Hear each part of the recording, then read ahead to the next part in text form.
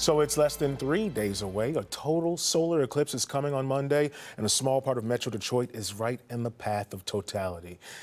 And look, Kim Adams is here. You've been checking on the forecast for Monday. How are things looking? Well, you know, it's been kind of back and forth. We've been talking about this for what feels like forever, right? And the forecast has kind of flip-flopped a little bit, but at this point, it does look like it will be mostly cloudy with maybe some breaks of the sun. So it's not, you know, entirely.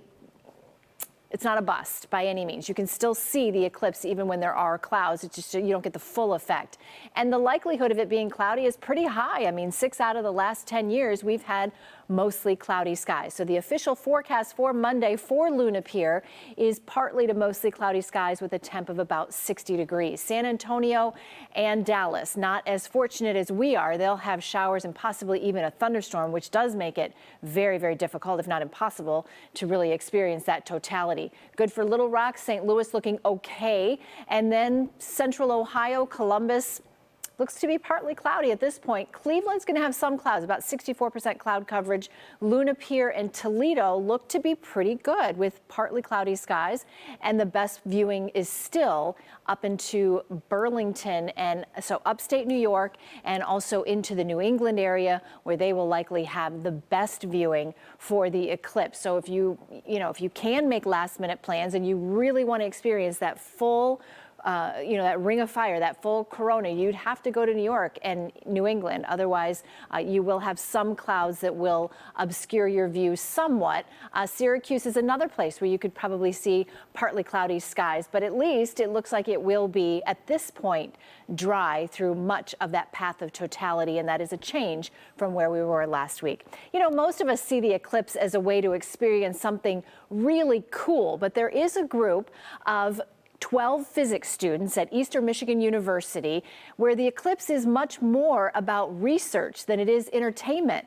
On Monday, the Apex team will find out if the high-altitude weather balloon they've been building for more than a year and a half will complete its very important mission.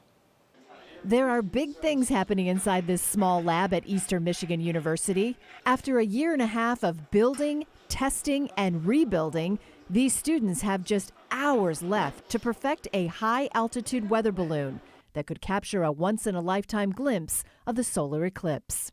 And that balloon's going to go up from the surface up to about 80,000 feet altitude, which is roughly 2.5 times as high as airplanes fly. At that point, we're going to send a signal to the balloon to release some of its helium gas so that it just sits there and floats at a steady altitude during the main part of the eclipse, so that we can take get some interesting data on the atmospheric temperature, humidity, pressure, send some video down to the ground and live stream that video and do some science. That science includes studying atmospheric gravity waves that are created by the eclipse. Think of ripples from a rock thrown into a pond. For people that study the atmosphere, we're really interested in how do you move energy from one place to another. And so if you understand how you move energy from one location to another, that helps you understand weather patterns. It helps you better understand climate. Eastern Michigan University is one of just 70 institutions that are part of NASA's nationwide eclipse ballooning project. This weekend, a team of 12 atmospheric physics exploration students, led by Professor Pawlowski, will travel down to Ohio to begin searching for the optimal launch site. And with only one unsuccessful test run of the balloon in New Mexico, the pressure is on. So I am concerned with the tracking station right now, as the motors aren't acting properly. They're not receiving any of the commands through the software, so I'm trying to troubleshoot that in hopes of, instead of manually moving it, I can just do it with a click of a button and be able to live stream, because this also connects to this computer and communicates with the video system over there, so we can live stream the eclipse. You can watch that live stream from EMU's weather balloon right in your living room. And you can thank senior Hannah Popovsky for the view. The video system is like my baby, trying to make it work. We have to keep taking it apart and putting it together again, because it is going to work wonderfully for Monday.